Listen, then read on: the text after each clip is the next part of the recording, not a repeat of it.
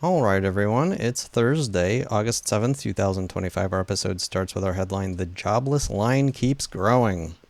The weekly report of jobless claims reported by the Fred. We have the Fred chart right here. It was higher than expected. Obviously not so high that it's obvious we are in a recession.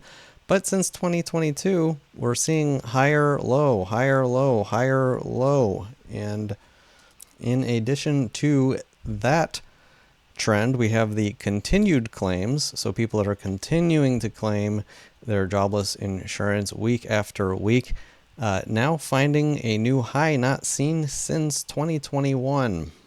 I also wanted to point out from the low, the recent low of this in 2022 when continued jobless claims was 1,350,000 to today around 1,974,000. It's essentially 600,000 higher.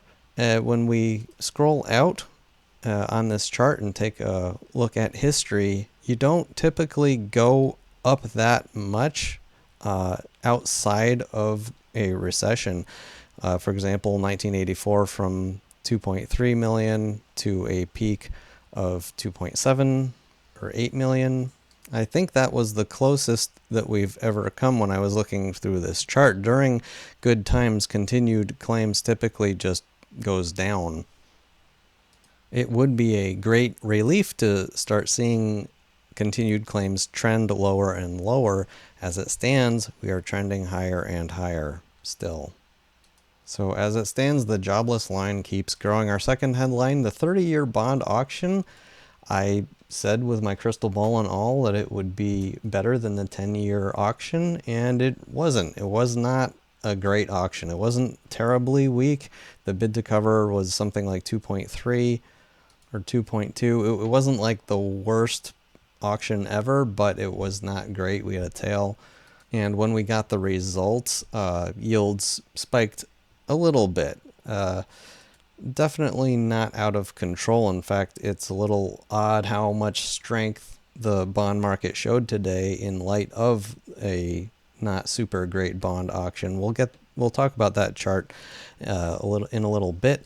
Moving on to our community topics. What moves, if any, did you make today and why? The comment section on these videos is getting really entertaining. You guys are great. Love hearing your comments and what you're doing. What did I do today? I shorted gold and the NASDAQ today. NASDAQ again.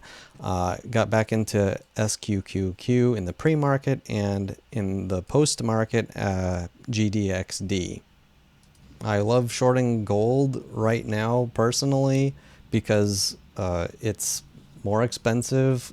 Its ratio to copper, its ratio to the price of oil, to housing, to anything, it's like at historic highs. And I don't understand the argument that for the gold bulls. So I'm very happy to take a short, especially when you have, again, the confluence of these two pretty major trend lines meeting up together. That gives a lot of psychological, it's a strong ceiling.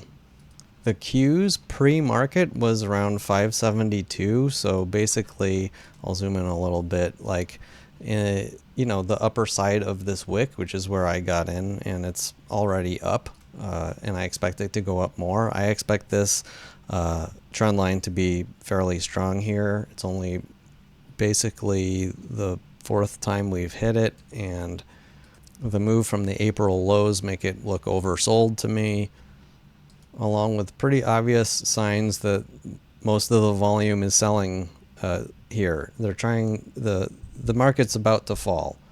That's becoming more and more clear in my crystal ball. The markets are just waiting for one piece of bad news and to blame it on to send us lower, and who knows when that's going to come. It hasn't really come yet. I thought it was going to come this week. Looks like it might come tomorrow or next week. Please remember, this is not advice and it's just my opinions. Coming up, tariff updates as always. We also have CPI and PPI coming next week. Thank you for watching, subscribing, commenting, and supporting the Robschild channel. No changes to the daily reminders macro view. See my website in the description to read them. No changes to the crystal ball ratings nor the Robschild. Hold up, I lied. Short term, I added SQQQ and GDXD. No other changes. All in all, stocks were really just all over the place today.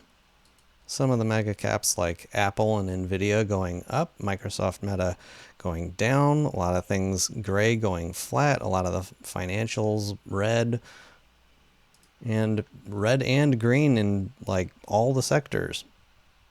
This is not the kind of thing that you see in a healthy bull market. Frothiness means sideways or down. Crude oil, as of this recording, has been dropping. Currently at $63.82 a barrel. It looks to me like it wants to head much lower. Not a sign of a great healthy economy. Same thing going on in yields. Remember, dropping yields is not a good thing in a healthy economy. I just want to point one other thing out on the 10-year Treasury note yield. Pretty obvious head and shoulders that we cracked through with this ginormous red candle and now retesting it as expected. This is just a perfect setup for yields to go lower. It looks very obvious to me that yields are headed lower. And you can see the same thing in the 30-year Treasury bond yield. You know, even though we had that auction that didn't go all that great today, yields did not rise very much. And same thing with this pink line represents that same head and shoulders top here that we broke through and that we retested intraday and since then have actually dropped back down a little bit.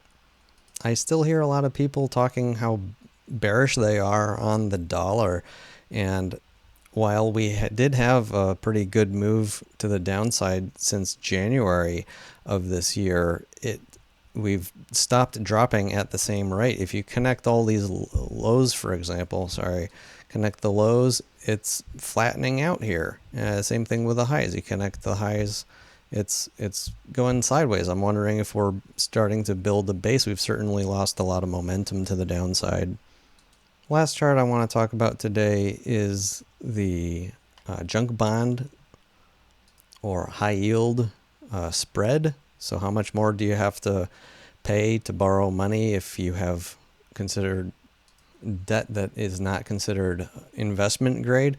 Well, you know, we got to an all-time low back in January of, what is this, around 2.59, which typically is like extreme complacency when credit markets get this tight. And I just want to point out that it looks to me like we've found a higher low recently, and you know, we're starting even on a shorter time frame since July finding higher lows. I've pointed out this a million times on the show before, but just to point out one more time, in May of 2007, junk bond credit spread was only 2.46 before exploding all the way up to almost 20. It's kind of funny how complacent things can get before the worst financial disasters. Think 1929 as well. So that's all for me and my crystal ball. I hope you enjoyed. Thank you for watching and see you next time. Robschild.